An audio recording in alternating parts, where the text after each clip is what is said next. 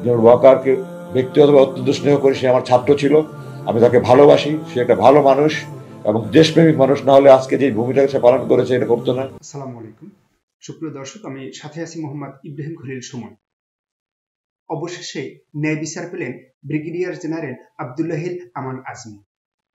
Brigadier general Abdullahil আমান আজমি 1958 সালের 27শে December জন্মগ্রহণ করেন। তিনি বাংলাদেশ জামায়াত ইসলামের সাবেক আমির প্রয়াত গোলাম আজমের ছেলে। আজমি 1981 সালে বাংলাদেশ মিলিটারি একাডেমি থেকে পঞ্চম BMA লং কোর্সের মাধ্যমে বাংলাদেশ সেনাবাহিনীর ইস্ট বেঙ্গল রেজিমেন্টে কমিশন লাভ করেন। অফিসার প্রশিক্ষণে প্রথম হওয়ায় আজমিকে সোর্ড অফ অনার দেওয়া হয়েছিল। তিনি ব্রিগেডিয়ার জেনারেল পদে উন্নীত হন। আজমি 1981 সাল থেকে 2009 সাল পর্যন্ত অত্যন্ত বর্ণাঢ্য সামরিক জীবনযাপন করেছেন। আজমিকে স্বৈরাচার আওয়ামী লীগ সরকার 2009 সালের 23শে জুন পেনশন ছাড়াই এবং কোনো প্রকার ব্যাখ্যা ছাড়াই বাংলাদেশ সেনাবাহিনী থেকে বরখাস্ত করে।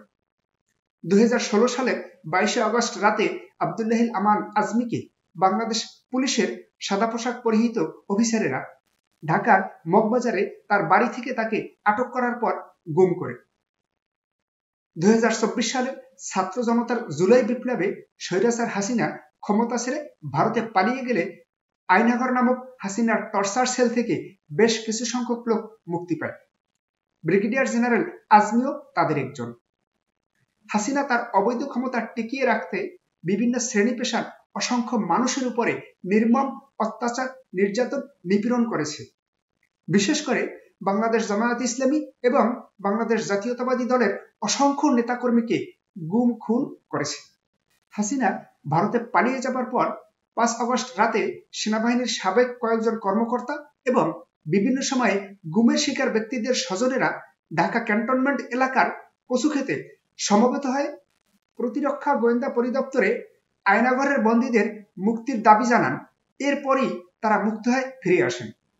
আব্দুল্লাহিল আমান আজমিকে 2009 সালে অন্যায়ভাবে করা বরখাস্তের আদেশ 2024 সালের 26শে ডিসেম্বর প্রত্যাহার করে তাকে স্বাভাবিক সকল সুযোগ সুবিধা সহ অবসর দিয়েছে বাংলাদেশ সেনাবাহিনী। এর মাধ্যমে কিছুটা হলেও তার প্রতি ন্যায় বিচার করা হলো। সঠিক কাজ করার জন্য প্রধান উপদেষ্টা ডক্টর মোহাম্মদ ইউনূস, সেনাপ্রধান জেনারেল ওয়াকারুজ্জামান সহ সংশ্লিষ্ট সকলকে আন্তরিক ধন্যবাদ জানাই।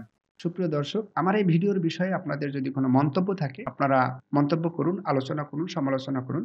আপনাদের আলোচনা, সমালোচনা, মন্তব্য আমাকে আরো সুন্দরভাবে ভিডিও করার ক্ষেত্রে, উপস্থাপনা করার ক্ষেত্রে অনুপ্রেরণা যোগাবে। আপনারা যারা এখন আমার চ্যানেলটি সাবস্ক্রাইব করেননি, অনুগ্রহ করে আপনারা আমার চ্যানেলটি সাবস্ক্রাইব করুন এবং যারা সাবস্ক্রাইব করেছেন তাদেরকে অসংখ্য ধন্যবাদ। আসসালামু আলাইকুম।